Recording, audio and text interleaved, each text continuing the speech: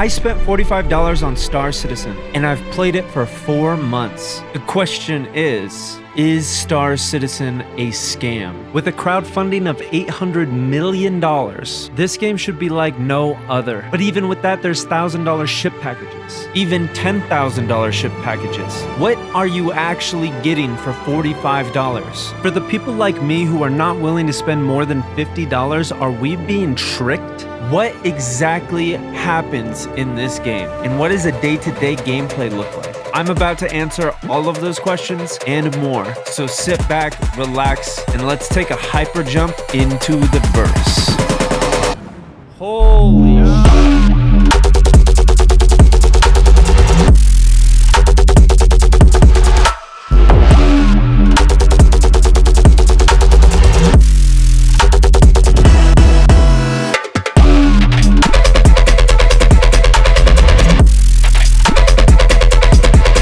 But first, let's address the elephant in the room. The base game with the ship is $45. That's how much I paid. Wait a second, this is $60 with a discount for $51. Don't you worry, this is not the link that you want to go with. I'll put the link in the description as well as my referral code if you sign up. I ain't gonna make you pay more than you should. I paid $45 at the time I got the Drake cutter, and I had no idea what that meant. Now you can also buy the game with other types of ships. There's even a $1,000 package to go with your game. So you would think that you have an advantage by getting those other ships, but that's not necessarily the case. Right now, if you buy Star Citizen, you can get in the verse and you can play any content that the game offers. Not only that, you can go out and if you find somebody's Polaris, you can take it. Now you might think that this is a rare occurrence, but trust me, there are Polarises, there are Idrises, there are ships all around the verse that are totally vacant. The past 6 times that me and my friends have played, we have found a random Polaris and took control over it. But once our play session ends, that's it for that ship. Until somebody else finds it or until we find it again. The universe of this game is persistent for the most part. This is an alpha. So what happens to the guy that paid for this ship? He just has to claim a new ship. If you do pay with cash, you get that ship every time you log on. You can claim it whenever you want. You might be like me and think bigger ship means better ship. That is not necessarily the case. The past 3 times that we've found a Polaris, it has just been for fun. In fact, we chose to downgrade to a smaller fighter that we paid for in-game. Because the Polaris is just such a boat, it's for specific purposes. It doesn't mean that you will win a PvP match. So buying a Polaris is not pay to win. Buying an Idris is not pay to win. Buying an A2 is not pay to win. Buying a Gladius is not pay to win. You are paying for convenience. And that is the elephant in the room. After 4 to 5 months of gameplay, that is the conclusion that I have come to. You are paying for convenience. And you're helping fund the game. But I don't do that. So what is this game then? When I started, it was hard to find a simple video that showed what you did on a daily basis in this game. Star Citizen is described as a lot of different things. To some people, it's a space simulator. It's an extraction shooter. It's a roleplay game. Some people play for the PvP. Some people are space truckers. Some people create photographs. There are Pico collectors in the game. There are roleplay orgs. There are griefer orgs. An org is a group of people, by the way. There are mining orgs, people that go out to the asteroids and mine. There are commodity traders. There are pirates. There are arms dealers. And there's true PvP on Spectrum and Twitter. Some people are playing a simulated version of Hunger Games. People are having space battles with capital ships and small fighters. And some people are just delivering burritos. Above all else, this game is a sandbox. You can do so much in this game. So let me show you what a day in the verse typically looks like. First, you wake up in your bed. This is where you always wake up. You may not wake up here. You might be on your ship.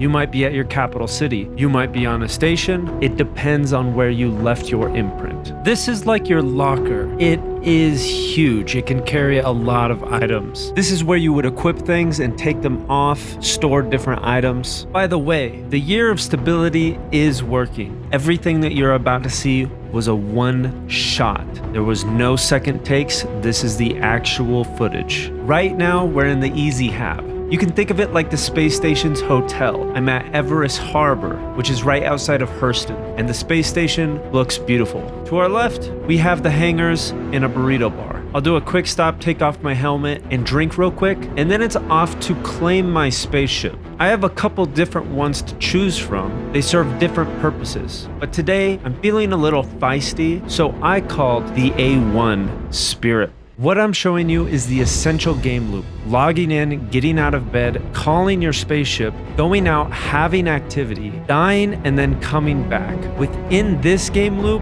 everything in the game exists. You can do whatever you want, but this is how you do it. So while we wait for my ship, I'm gonna show you the Galleria. Now in the Galleria, we can do a lot of different things. You can look around for vibes. You can also buy armor here. You can buy weapons. You can buy ammo, and they have these kiosks for the shop. Most of these space stations have similar layouts, but they are different here or there, and the ones in Pyro are very different. In the commodity shop, you trade materials found throughout the verse. You have a clothing shop. This isn't armor, this is just regular clothing. Really good to roleplay in. And they have a ship component shop. You can customize your ship and manually put in and take out parts for the ship. Going back down, I randomly ran into a person. What's up? Can you hear me?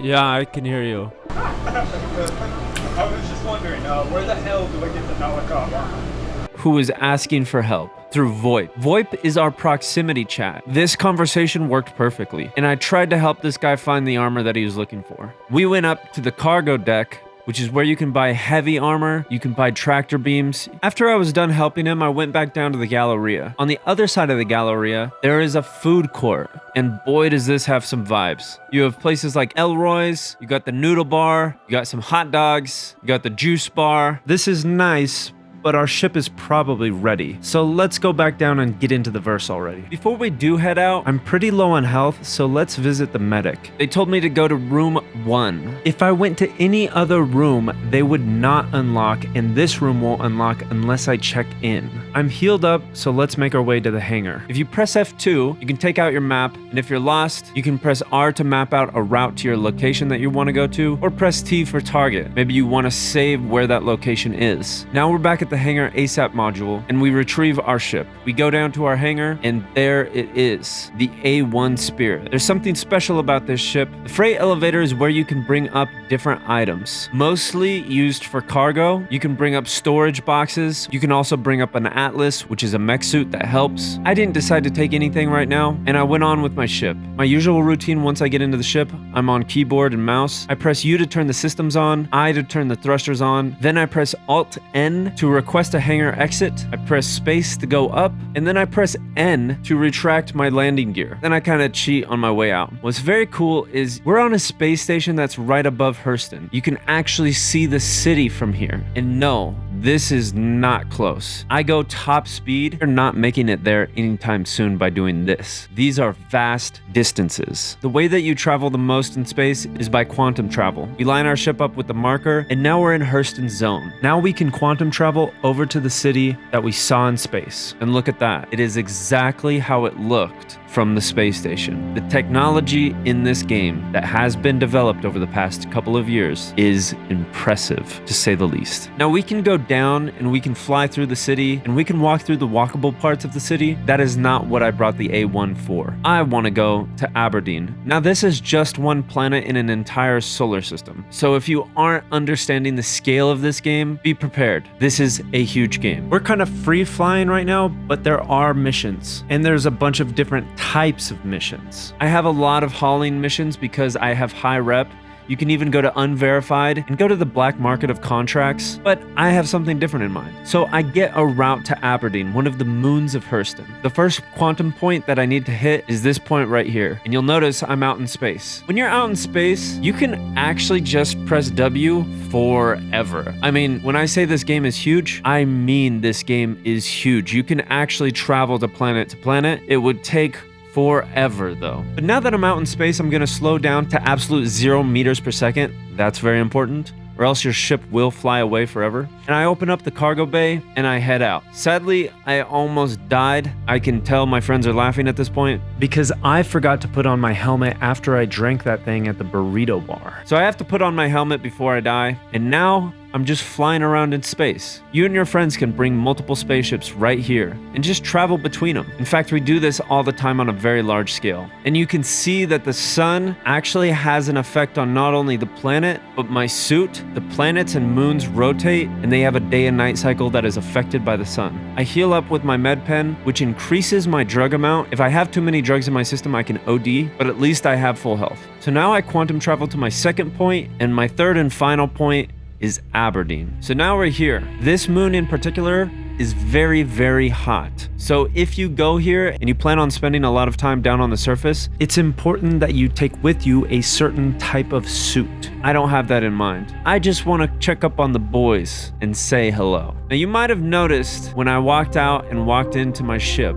there were a bunch of bombs. That's because this is the A1 Spirit bomber. And when I drop one of these bombs, they actually drop from the bomb bay. Those bombs are gone and they will not show up when I walk back there again. These locations are hot spots for players. They have a lot of loot in them, and they're huge PvE environments. Some of the biggest that the game has to offer. If you go here, you'll almost always find players. They're on Aberdeen and Daymar. And when that red circle hits up, I let a bomb loose, and it's a perfect target. I fly out of the clouds, and then I turn around for another one. Except for this time, I didn't fly high enough. I exploded, and I revive back on the space station where we just were. That's where my medbay and imprint were on. In that 10-minute time frame, we just went on a simple bombing run. But you can go to contested zones, do bunkers, go to ship meetups with people, explore the solar system, explore the next solar system, go to race events. The possibilities are sort of endless. This isn't a game, it's a platform. But let's talk about the other elephant in the room and why so many people think that this is a scam, myself included for a while. Bugs and glitches. Is the Madeline friendly or no? Oh my god. This is an alpha, but it is an alpha that has been an alpha for a long time. And they have $800 million in funding. How can this game be so buggy, and what are they working on? Now, what you just saw was a one shot. There was no second takes. That's really what the verse did right then. But sometimes, on certain days, the verse may be more buggy than usual. Maybe an elevator disappears. Maybe storage is hard to get. Maybe it's just very laggy. Now with the server meshing, if something really critical happens, you might get transferred to another server instantly, which is no big deal. You'll just continue where you left off. But things like contested zones, big things like the Hathor laser or the worm, sometimes are extremely buggy, and it can be frustrating as all hell. No way, dude. There have been countless times that I have played this game and I have Alt F4'd and I have not wanted to play. There have been countless times that my friends have gotten really mad and ended the night early because of bugs. So you have to go into this game with the understanding that yes, you will come across bugs. But, and this is where a phenomenon occurs, people will still play this game despite them being alpha testers. And the reason why is because a lot of bugs you can just get around. With the right skill set and knowledge, you really just have to ask chat how to do it. Most people know how to get around bugs. Now, with everything I said, I'm sure you know my opinion by now. After 4 months of playtime, I don't see this as a scam. I actually think that this is one of the most immersive games that I have ever played in my life. There are some days where I log in and 10 minutes later I Alt F4 and I just go, nope, I'm not doing this today. But there are other days with friends or even solo that I just lose track of time. I just play for hours, and it is so fun. There are so many things to do in this game, and the updates that they have done this year are very solid. I hope that they continue to do updates on the system of the game, on the technology of the game. And the reality is the Star Citizen team from CIG is actually pretty much a skeleton crew, because the majority of the company is working on Squadron 42, which is a single player version coming out next year. Once they get that done, it's all hands on deck on Star Citizen. If you're holding off on Star Citizen, I would say hold off until that game comes out. You'll probably have a much better experience. But if you're eager or curious at all and have $45 laying around, I don't think you can go wrong. I have gotten well over $45 worth of entertainment for this. $45 is like a dinner for two. It's like a 3-hour movie at the movie theaters. I mean, Red Dead Redemption 1, a game that came out in 2011, was $60 on PC. Of course, this is worth $45. It is not worth more than $100. It is not worth $80. It is not worth $1,000. And if you spend $40,000, I will personally fly you around the verse myself, because that is crazy. But $45? Nah, it is not a scam.